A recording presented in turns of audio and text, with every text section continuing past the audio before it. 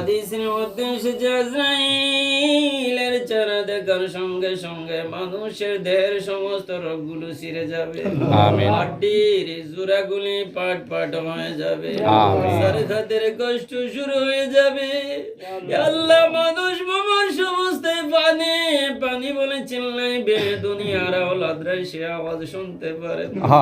এক মানুষ দেখেছি গো, সরকারের বিছানায় হা করেছে, সন্তানরা মুখে পানি দিয়েছে, পানিটা গাল ভাইয়া ভাইয়া জমিনে পড়ে, ওই পানি আর ভিতরে যায়।